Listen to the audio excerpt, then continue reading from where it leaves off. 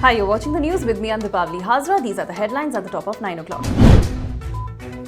The final National Register of Citizen list has been published today. There were a total of 3.29 crore applicants of the NRC. 19 lakh of them have been excluded from the list. Meanwhile, BJP leader Manoj Tiwari has once again spoken in favour of the NRC exercise, even for the capital. Assam Chief Minister Sarbananda Sonowal assured that those people who have been excluded from the final NRC list can challenge their exclusion by filing appeals in the Foreigners Tribunal. The window to do so has been extended to 120 days from 60. As long as their case is sub judice, they will not be treated as foreigners. At least 575 young boys from Jammu and Kashmir joined the Army's Light Infantry Battalion today.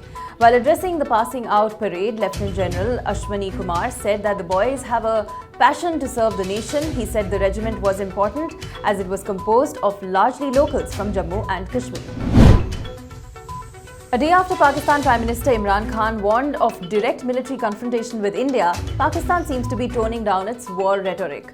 Pakistan Foreign Minister Shah Mahmood Qureshi is said to have sought bilateral talks with India based on some conditions. Qureshi said Pakistan has never opposed idea of talks with India.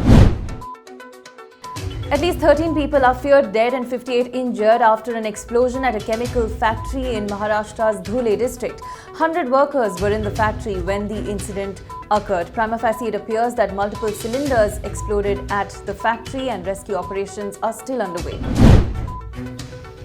The CBI has taken a probe into alleged phone tapping of politicians during the previous Congress-JDS regime in Karnataka. Congress leaders including Siddaramaiah, Mallikarjun Kharge sought a probe while D.K. Shivkumar rejected snooping charges and appeared to side with former Chief Minister H.D. Kumaraswamy. That's all for now. Thanks for watching.